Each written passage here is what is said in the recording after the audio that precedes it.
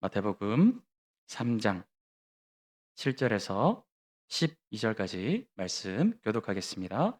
요한이 많은 바리새인들과 사두개인들이 세례 베푸는 대로 오는 것을 보고 이르되 독사의 자식들아 누가 너희를 가르쳐 임박한 진노를 피하라 하더냐.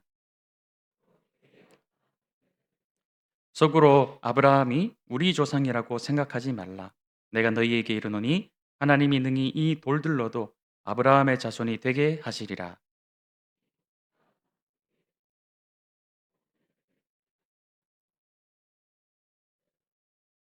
나는 너희로 회개하기 위하여 물로 세례를 베풀거니와 내 뒤에 오시는 이는 나보다 능력이 많으시니 나는 그의 신을 들기도 감당하지 못하겠노라. 그는 성령과 불로 너희에게 세례를 베푸실 것이요.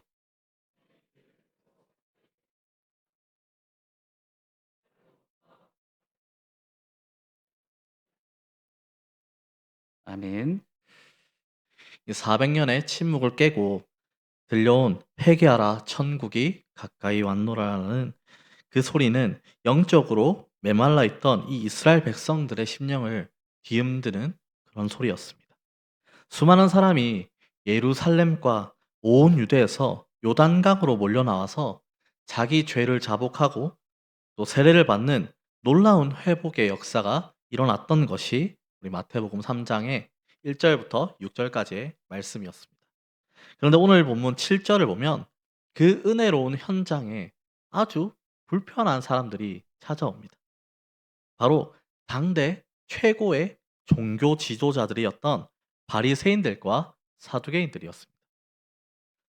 이들은 당시 사회에서 가장 존경받는 지식인이었고 누구보다 철저하게 종교적인 이런 규칙을 지켰던 사람들이었습니다.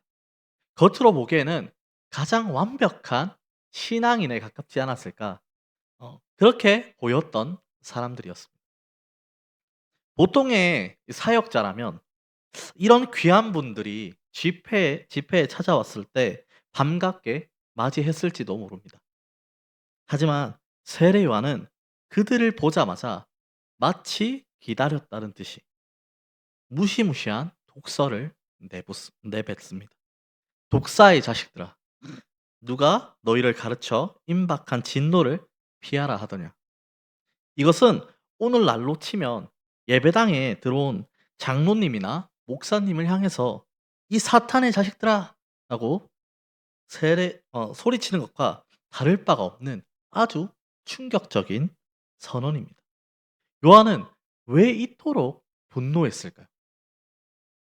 왜 이 경건해 보이는 이 사람들을 향해서 이 독사라는 표현을 사용했을까요?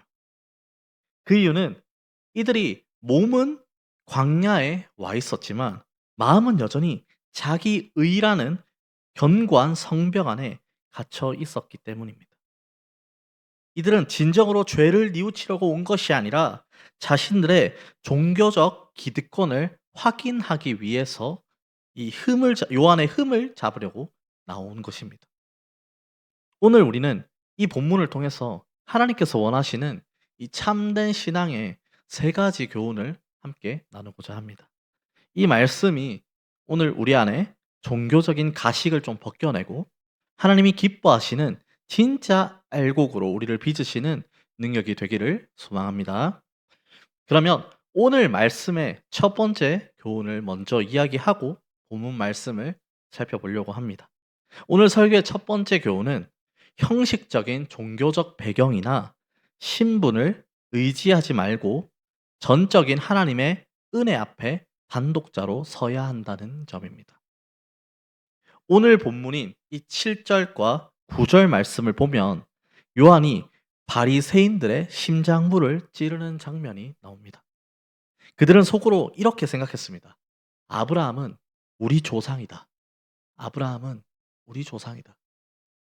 당시 유대인들에게 이 아브라함의 자손이라는 이 신분은 천국행 티켓과도 같았습니다. 그들은 자신들이 아브라함의 혈통을 이어받았기 때문에 당연히 하나님 나라의 백성이고 당연히 구원받을 것이라고 굳게 믿고 있었습니다. 그들에게 할례는 구원의 보증수표였고 율법을 아는 것은 다른 민족들보다도 우월하다는 증거였습니다. 하지만 요한은 그들의 그 든든한 배경을 단숨에 무너뜨리고 있는 것입니다. 우리 9절 말씀을 다시 한번 같이 보도록 하겠습니다. 네, 합독하도록 하겠습니다. 속으로 아브라함이 우리 조상이라고 생각하지 말라.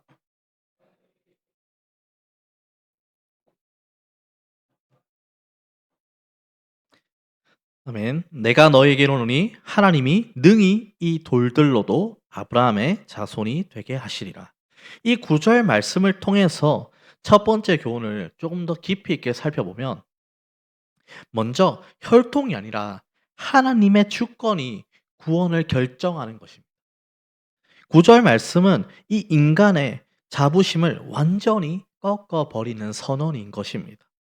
하나님께서는 길가에 굴러다니는 무가치한 돌덩이들을 사용해서라도 얼마든지 하나님의 백성을 만드실 수 있는 절대 주권자이시라는 것을 말씀하는 그런 선언인 것입니다. 구원은 내가 무엇을 물려받았느냐, 내가 어떤 가문에 속해 있느냐에 달려있지 않고 오직 하나님의 주권적인 그 선택과 부르심에 달려있다는 말씀입니다. 바리새인들은 자신들이 가진 종교적 배경 때문에 하나님이 자신들을 특별 대우해 주셔야 된다고 생각했습니다. 하지만 하나님 앞에서는 아브라함의 자손이나 길가의 돌들이나 다를 바 없는 피조물일 뿐입니다.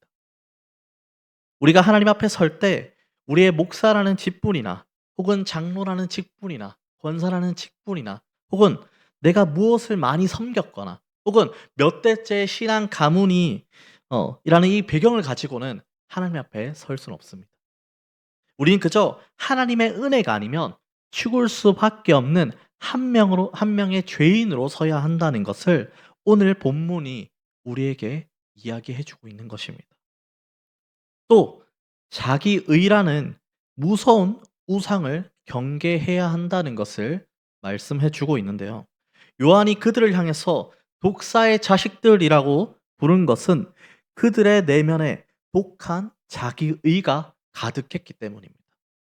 세상에서 가장 무서운 우상은 눈에 보이는 금송아지가 아닙니다. 나는 남들보다 낫다. 나는 이 정도면 괜찮은 신자다, 성도다 라고 믿는 나 자신의 의로움입니다. 사랑하는 여러분, 혹시 우리 안에도 이런 바리새인적인 마음이 있지는 않습니까? 나는 모태신앙이니까, 나는 교회에서 이런 직분을 받았으니까, 나는 11조도 하고 봉사도 많이 하니까 나는 안전할 거야 라고 생각한다면 우리는 지금 아브라함의 자손이라고 자부하던 이 유대인들과 똑같은 실수를 범하고 있는 것입니다. 하나님께서는 우리가 쌓아 올린 종교적 업적을 보지 않으십니다. 오히려 그 모든 것이 하나님 앞에서는 더러운 옷과 같음을 인정하는 자를 하나님께서는 찾고 계신 것입니다. 구원은 나의 의로움을 자랑하는 자의 것이 아니라 나의 의로움이 전혀 없음을 인정하고 오직 예수 그리스도의 의만을 붙드는 자의 것임을 오늘 본문이 우리에게 강조하고 있는 것입니다. 그러므로 오늘 이 시간 우리에게 혹여나 이런 종교적 배경과 자부심이 있다면 오늘 이 시간을 통해서 다 내려놓으시기를 소망합니다. 우리의 신분이 우리를 구원하는 것이 아니라 우리를 부르신 하나님의 은혜가 우리를 구원한다는 사실을 꼭 기억하시기를 바랍니다. 광야의 돌들처럼 아무것도 내세울 것 없는 모습으로 주님 앞에 엎드리시기를 소망합니다. 그때 비로소 하나님의 진짜 자녀가 되는 영광스러운 역사가 시작될 것입니다. 그러면 오늘 설교의 두 번째 교훈은 참된 회개는 반드시 삶의 변화, 즉 회개에 합당한 열매로 그 진실성을 증명해야 한다는 점입니다. 이제 우리는 오늘 본문에서 세례 요한이 바리새인과 사두개인들을 향해서 던진 가장 핵심적인 요구를 마주하게 됩니다. 오늘 본문 8절 말씀을 다 함께 마음속에 새기면서 함께 합독하도록 하겠습니다. 1절 말씀입니다. 앞부분만 읽겠습니다. 그러므로 회개에 합당한 열매를 맺고 아멘. 여기까지만 읽겠습니다. 네. 이 말씀은 오늘날 우리 기독교인들이 가장 두렵게 받아들여야 할 말씀이자 동시에 우리 신앙의 진짜 실력을 점검하게 하는 말씀입니다.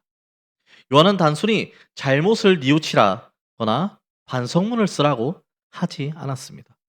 네가 회개했다는 그 사실을 네 삶의 열매로 입증해 보이라고 명령하고 있습니다. 여기에는 우리가 결코 오해해서는 안 될 아주 중요한 영적 원리들이 담겨져 있습니다. 그 첫 번째는 열매는 구원의 조건이 아니라 구원받은 생명의 당연한 결과입니다. 우리는 오직 하나님의 은혜로 믿음으로 구원받습니다. 이것은 결코 흔들리지 않는 진리입니다. 그렇기 때문에 우리 인간이 어떤 선한 행동을 한다고 해서 그 구원을 따내는 것이 아닙니다. 하지만 그럼에도 우리가 꼭 기억해야 할 사실이 있는데요. 진짜 살아있는 나무라면 반드시 열매를 맺는다는 것입니다.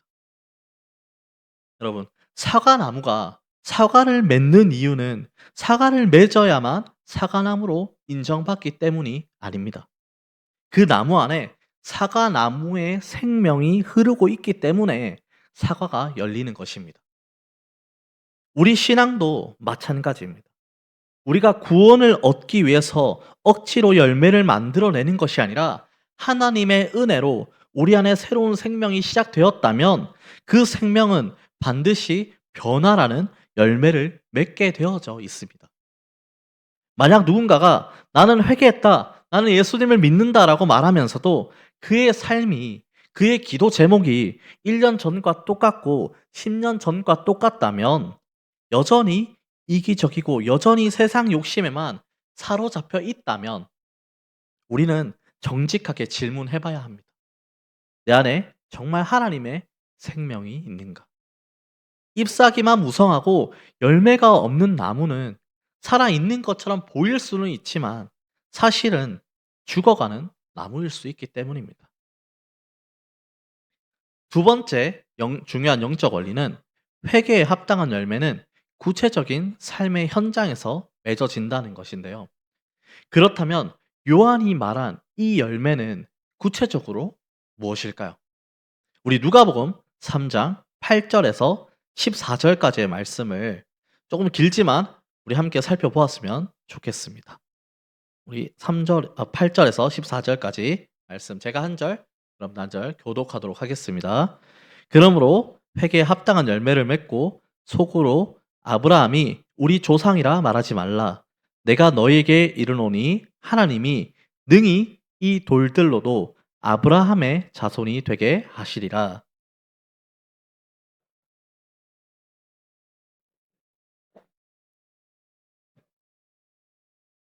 무리가 물어 이르되 그러면 우리가 무엇을 하리이까?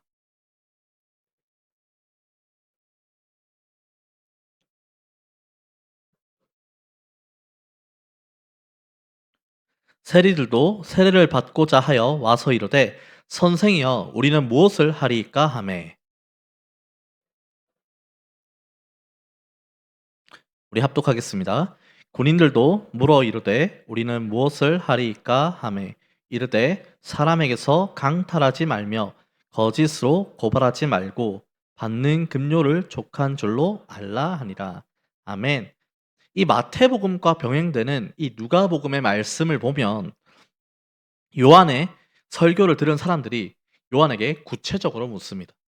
그러면 우리가 무엇을 해야 합니까? 그때 요한이 아주 실제적인 대답을 들려주고 있습니다.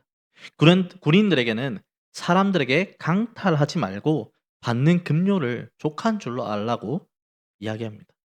또 세리들에게는 정해진 세금 이외에는 거두지 말라고 합니다. 또 옷이 두 벌 있는 사람에게는 없는 사람에게 나누어 주라라고 합니다. 여러분 잘 보셔야 됩니다. 회개 열매는 교회 안에서 기도할 때만 맺는 것이 아니라는 것입니다. 여러분이 내일 아침에 이제 출근하게 되는 그 일터에서 여러분이 매일 살아가는 그 가정에서 맺어야 한다는 것입니다. 정직하게 세금을 내고 상도덕을 지키는 것이 열매입니다. 나에게 주어진 권력을 남용하지 않고 약한 자를 돌보는 것이 열매입니다. 내 주머니의 돈을 나만을 위해서 쓰지 않고 주님의 뜻대로 흘려보내는 것이 열매라는 것입니다. 이것이 바로 요한이 말하고 있는 합당한 열매입니다. 하나님의 주권을 인정하는 백성이라면 이제는 내 욕심이 주인이 아니라 하나님의 말씀이 내 삶의 기준이 되어야 한다는 것입니다.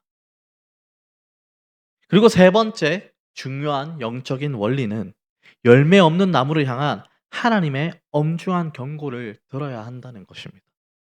오늘 본문인 10절 말씀을 다시 한번 보면 이미 도끼가 나무 뿌리에 놓였으니 좋은 열매 맺지 아니하는 나무마다 찍혀 불에 던져지리라.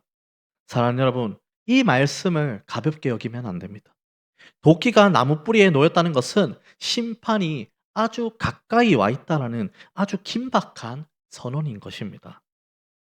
하나님은 참으시는 분이시지만 열매 없는 가짜 신앙을 영원히 방치하시는 분이 아니시라는 것입니다. 겉으로는 경건한 척하지만 속은 썩어 있는 위선을 하나님께서는 반드시 심판하신다는 것입니다. 바리새인들은 잎사귀가 가장 무성한 사람들이었습니다. 기도를 길게 하고 금식을 자주 했습니다. 하지만 그들에게는 하나님이 원하시는 사랑과 공의라는 이 좋은 열매가 없었던 것입니다. 그들의 열매는 오직 자기 자랑뿐이었던 것입니다. 주님은 그런 나무를 찍어 불에 던지겠다라고 말씀하고 계시는 것입니다. 사랑하는 여러분, 오늘 여러분의 인생의 나무에는 어떠한 열매가 맺히고 있습니까? 주님이 보시기에 향기로운 열매입니까? 아니면 나만 먹고 즐기려는 독이 든 열매입니까? 우리가 우리 자신의 힘으로는 이런 좋은 열매를 맺을 수는 없습니다. 전적으로 부패한 우리는 우리 스스로 거룩해질 수 없습니다. 하지만 소망이 있습니다. 우리가 주님의 은혜라는 뿌리에 깊이 박혀 있을 때 성령님의 능력이 우리 영혼에 흐르기 시작할 때 우리는 비로소 좋은 열매를 맺기 시작할 것입니다. 하나님은 오늘 우리에게 대담한 업적을 요구하시는 것이 아닙니다. 어제보다 조금 더 정직해지려는 노력, 주님 때문에 한 번 더 참으려는 마음, 내 이웃을 위해서 손을 펴는 그 작은 순종의 열매들을 하나님은 찾고 계시는 것입니다. 주님, 제가 쭉정이가 아니라 알곡이 되기를 소망합니다. 제 삶에 주님이 기뻐하시는 회개의 열매가 맺히게 하옵소서. 이 간절한 고백이 우리의 기도가 되어야 합니다. 잎사귀의 화려함으로 주님을 속이려 하지 말고 정직한 삶의 변화로 우리의 신앙을 증명해야 합니다. 그럴 때 하나님께서는 우리의 삶을 통해 이 땅에 하나님의 영광을 나타내실 것입니다. 그러면 오늘 설교의 마지막 세 번째 교훈인데요. 오늘 말씀의 세 번째 교훈은 우리 주님은 성령과 불로 우리를 정결하게 하시며 결국 알곡과 쭉정이를 가려내시려는 공의로운 심판주이심을 기억해야 한다는 점입니다. 사랑하는 여러분, 이제 우리는 이 세례 요한의 외침 중에서 가장 결정적이고도 영광스러운 그 선포를 마주하게 됩니다. 11절과 12절 말씀입니다. 요한은 지금까지 자신에게 쏠려 있던 사람들의 시선을 이제 한 분, 곧 장차 오실 예수 그리스도께로 옮겨 놓습니다. 요한은 말합니다. 나는 물로 세례를 주지만 내 뒤에 오시는 이는 성령과 불로 세례를 주실 것이다. 이 말씀은 단순히 세례의 종류가 바뀐다는 뜻이 아닙니다.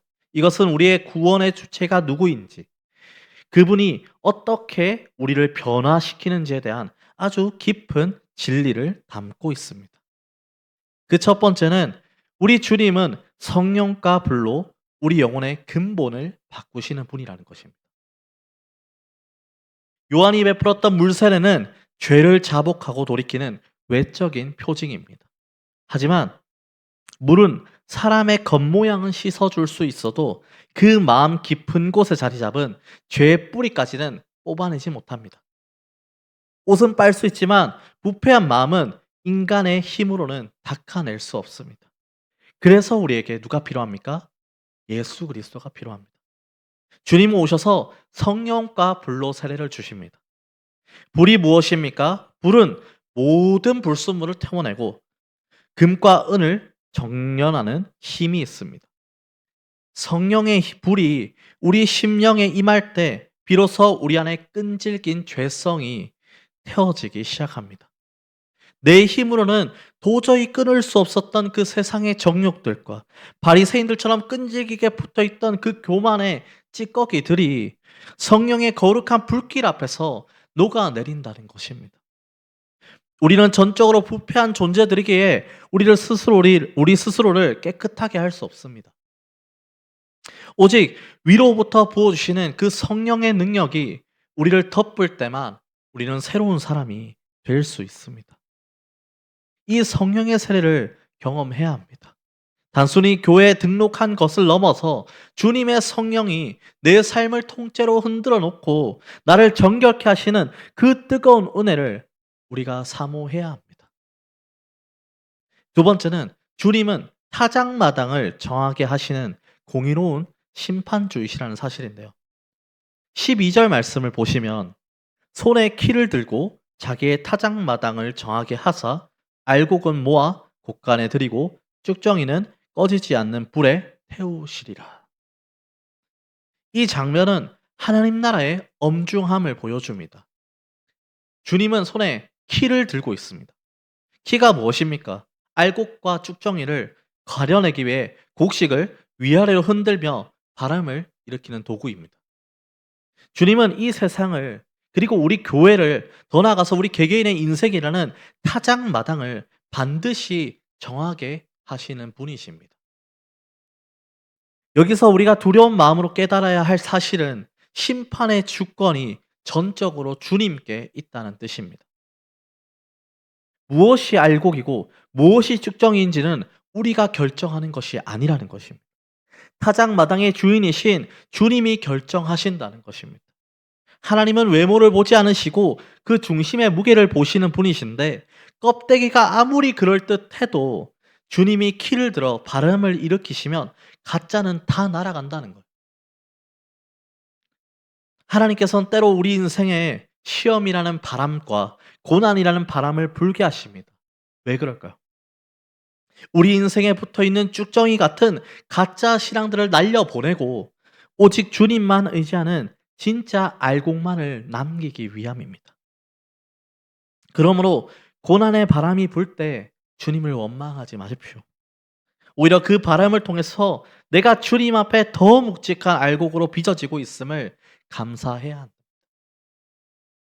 세 번째는 알곡과 쭉정이의 차이는 그 안에 담긴 생명의 무게에 있습니다. 알곡인 이유는 그 안에 생명이 들어차서 무게가 있기 때문입니다. 반면 쭉정이는 겉보기에는 알곡과 똑같거나 오히려 더 커 보일 수는 있지만 그 속은 텅 비어 있습니다. 아무리 아브라함의 자손이라 자랑하고 아무리 종교적인 직분이 화려해도 그 영혼의 중심에 예수 그리스도라는 생명이 없다면 하나님 보시기에는 바람에 날려갈 쭉정이에 불과하다는 것입니다. 쭉정이의 결말은 비참합니다. 꺼지지 않는 불에 태우시리라. 이것은 위협이 아니라 하나님의 공의로운 통치를 선포하고 있는 것입니다. 하나님은 거룩하신 분이시기에 죄와 위선을 결코 용납하실 수 없습니다. 지금 우리 자신을 좀 정직하게 돌아보면 좋겠습니다. 나는 바람이 불면 이리저리 휩쓸려 다니는 쭉정이 같은 인생을 살고 있지는 않는지, 아니면 하나님 말씀이 내 안에 꽉 들어차서 어떤 시련의 바람에도 주님의 곳간을 향해 떨어지는 묵직한 알곡인지를 돌아보면 좋겠습니다. 우리는 우리 스스로 알곡이 될 수 없습니다. 오직 주님이 주시는 성령의 은혜가 우리를 채울 때만 우리는 무게 있는 그런 알곡과 같은 성도가 될 수 있을 것입니다. 이 간절한 소망이 우리 모두의 기도가 되기를 소망합니다. 우리 주님은 지금도 손에 키를 들고 우리를 바라보고 계십니다. 우리가 주님의 성령으로 충만하여 마지막 날에 영광스러운 하나님 나라의 곳간에 기쁨으로 들어가는 그런 참된 알곡이 되기를 진심으로 소망합니다. 사랑하는 여러분, 이제 우리는 이 세례 요한이 바리새인과 사두개인들에게 던졌던 이 외침을 뒤로하고 다시 우리의 치열한 삶의 현장으로 돌아가야 됩니다. 오늘 우리는 이 세 가지의 명확한 교훈을 함께 나누었습니다. 아브라함의 자손이나 혈통이나 화려한 종교적 배경은 하나님의 심판대 앞에서 아무런 힘이 없다는 것과, 참된 회개는 반드시 삶의 구체적인 변화, 즉 합당한 열매로 그 진실성을 증명해야 한다는 것과, 장차 오실 주님은 성령과 불로 우리를 정결하게 하시며 결국 알곡과 쭉정이를 가려내시는 공의로운 심판주이심을 기억해야 한다는 것을 우리는 말씀을 통해 살펴보았습니다. 이 말씀을 듣는 우리의 마음 어떻습니까? 혹시 마음 한구석이 무겁고 답답하지는 않으십니까? 하나님, 저는 아무리 봐도 알곡보다는 쭉정이에 가까운데 제 삶에는 주님이 기뻐하실 만한 탐스러운 열매보다 여전히 이기심과 정욕의 찌꺼기들이 더 많습니다라며 탄식하시는 분이 계실지도 모르겠습니다. 사랑하는 여러분, 그러나 여기서 우리는 복음의 역설을 발견해야 됩니다. 우리의 무능함을 인정하는 것이 진짜 알곡이 되는 시작입니다. 세례 요한이 바리새인들에게 그토록 분노했던 이유는 그들이 죄를 지었기 때문이 아닙니다. 그들이 자신은 충분히 괜찮은 알곡이라고 착각했기 때문입니다. 그들은 스스로의 의로움에 취해서 하나님의 은혜가 필요 없다고 믿었습니다. 그 교만이 그들을 쭉정이로 만든 것입니다. 반면 오늘 이 말씀을 듣고 주님, 저는 제 힘으로 좋은 열매를 맺을 수 없는 전적으로 부패한 존재입니다라고 엎드리는 그런 마음이 있다면 하나님 바로 그 사람을 주목하십니다. 하나님 나라는 스스로 의롭다라고 하는 자들의 것이 아니라 자신의 빈손을 들고 하나님의 자비를 구하는 자들의 것이기 때문입니다. 또 쭉정이를 태우시는 불은 우리를 살리시려는 하나님의 사랑인 것입니다. 요한은 주님이 성령과 불로 세례를 주신다고 했습니다. 이 불은 쭉정이를 태워 없애는 심판의 불이기도 하지만 동시에 우리 안에 있는 이 죄의 찌꺼기를 태워서 우리를 정결하게 하시는 연단의 불이기도 한 것입니다. 하나님께서 때로 우리 인생의 뜨거운 시험을 허락하실 때가 있습니다. 그때 우리는 아파합니다. 하지만 기억해야 됩니다. 농부가 키를 들어 바람을 일으키는 이유는 알곡을 버리려고 하는 것이 아니라 알곡에 붙어 있는 쓸모없는 껍데기를 떼어내기 위함입니다. 그러므로 우리에게 지금 이 겪고 있는 고난은 우리를 멸망시키려는 심판이 아니라 우리 안에 있는 종교적인 가식을 태우고 세상적인 욕심을 날려보내며 오직 하나님만 신뢰하는 순전한 알곡으로 만드시려는 하나님의 세밀한 공정인 것입니다. 그러므로 이제 세상 속에서 알곡의 무게를 보여주고 살아가야 합니다. 사랑하는 여러분, 이제 이번 한 주간 우리가 살아갈 세상은 또다시 우리를 흔들어 댈 것입니다. 수많은 유혹과 시련의 바람이 우리를 향해 불어올 것입니다. 그때 우리의 무게를 보여주어야 합니다.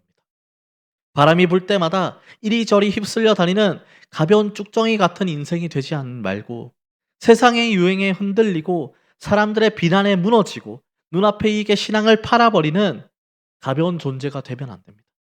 오직 하나님의 주권을 신뢰하며 내 안에 계신 성령님의 인도하심을 따라서 묵묵히 순종의 자리를 지키는 그런 무거운 알곡이 되시기를 소망합니다.